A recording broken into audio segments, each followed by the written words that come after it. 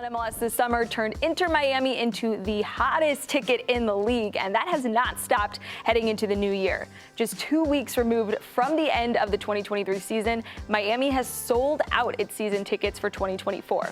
This comes despite the price of the ticket nearly doubling from 2023.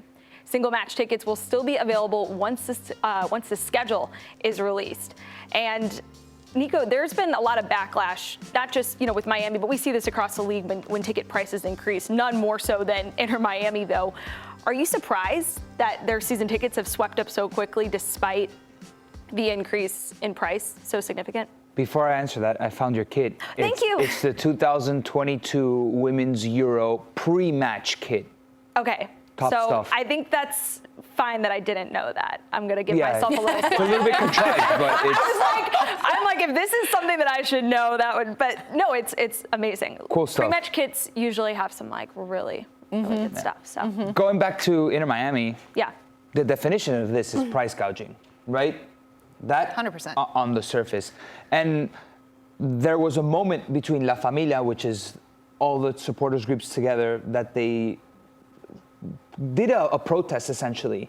They staged a protest towards the club and just to have a conversation. This was a couple months ago when they anticipated that the season ticket prices would rise. And I understand why Inter Miami does it. You have the best player in the world. You want to raise your prices. It makes, that's how the market is. It's a little bit just disappointing because MLS is so accessible. When sports in the United States has become a spectacle for the rich, because going to an NBA game, you're not dropping under $100. It's like 150, 200 plus to go watch an NBA game. I don't know about NFL, but going to a Miami Heat game is it's crazy. like expensive. I'm dropping a couple Benjamins just for me, and it's like it makes me not want to go. Yeah. And obviously, there's something going on at Inter Miami that it's this craze for Messi. I don't know when was the last time you guys went to a Messi game, but people are obsessive about Messi. They will do anything. And we saw it happen around the league when he went on the road. People will do anything. They will drop whatever price there is to go to a game. And the thing is that Inter Miami knows that they can do that because in Miami, people have enough money to do so. We saw it in Nashville with the Leagues Cup final. It was crazy. As soon as Nashville beat Monterrey in the Leagues Cup semifinal, literally within minutes, things just were unhinged, as Suze would say, within the organization. It was just nuts through the city. People were hitting all of us up like, yo, can I get tickets? Fam, I haven't talked to you in 6 years.